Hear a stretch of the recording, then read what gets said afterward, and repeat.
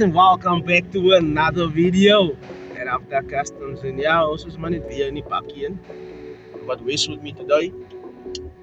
So last night we done a bit of testing. All went well, except for my bladder wheel shaft breaking, and I had to be towed home. So let's just laugh about this. I took out the shaft this morning and I came to find that my tripod has been welded onto the surface of the shaft. So that snapped. And I'm currently on my way to Yosetsu works to Rubrik to go and the boot. Nah, man, we can get the boot after we finish. Oh wait, must put the boot on first. Shit. Sorry guys, we have to put on the boot first before welding takes place. Anyway, where was I? So Ruli's going to TIG weld that bit back for me. But yeah guys, this is the sport of maintenance. I did say, however, I'm going to be testing the car, and I'm going to throw in some clips for you guys so you guys can see what I was actually busy with.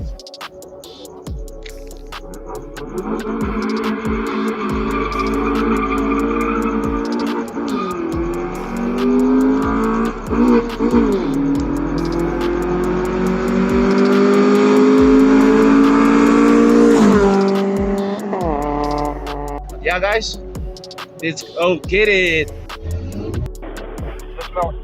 The smell ethanol in the street, you know. No.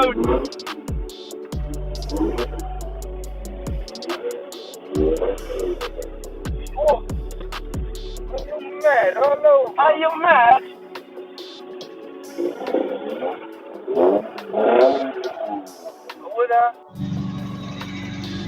The infamous ESR20 Polo, man.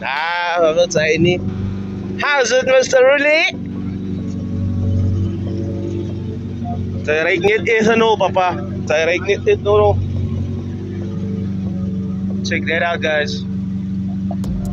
This is nuts. Rully don't show you this on his channel, man. He really doesn't show you this on his channel. Then he's got this bagged one you see swap that he did. This is a spin car that he's busy rebuilding, and this Honda is getting a total makeover, as you guys can see here.